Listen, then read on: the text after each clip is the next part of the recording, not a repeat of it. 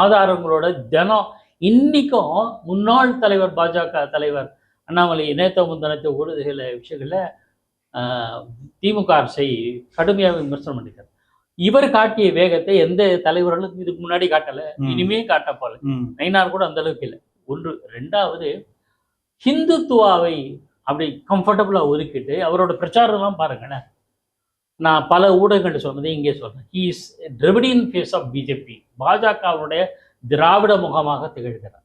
திராவிட முகம்னு சொன்னா நான் கட்சியை சொல்ல, அந்த சித்தாந்தம் இருக்குல்ல, தமிழகத்துக்குன்னு ஒரு சித்தாந்தம் இருக்கு. அது யூனிக். அதை வந்து நீங்க ஒண்ணுமே பண்ண முடியாது.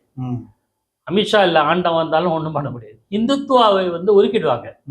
இந்து மத நம்பிக்கை தீவிரமானவர்கள், பிற மாநிலங்களை விட கடவுள் நம்பிக்கை உள்ளவர்கள், பிற மாநிலங்கள் கூட இந்து சமய பண்டிகைகள் கொண்டாட்டங்கள் சிறப்பாக கொண்டாடுறவங்க, ஈடுபட்டு செயல்படுறவங்க. தமிழ் மக்கள் இந்துத்துவா என்கிற அரசியல் இந்துத்துவா ஏற்றது கிடையாது.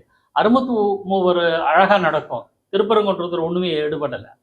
ஸோ அவங்க கிளியரா இருக்க தமிழக மக்கள் பொறுத்து இந்த தன்மையை புரிஞ்சுக்கிட்டு தான் அண்ணாமலை இந்துத்துவ காடை கொஞ்சம் அடக்கி வச்சுப்பார். பட் ஆனா பாஜக தலைவர்கள் பொதுவா அவங்க இந்துத்துவ காடை தான் பிரதானமா பயன்படுத்துவாங்க. அதனால எடுபடாது. அதுதான் அவங்க கொள்கை நீங்க ஒரு தேசிய அளவுல இருக்கிற அந்த கட்சிக்கு இருக்கிற கொள்கை ஒரு மாநில தலைவர் விட்டுட்டாரு அப்படின்றது அவருக்கு செட்பேக் தானே.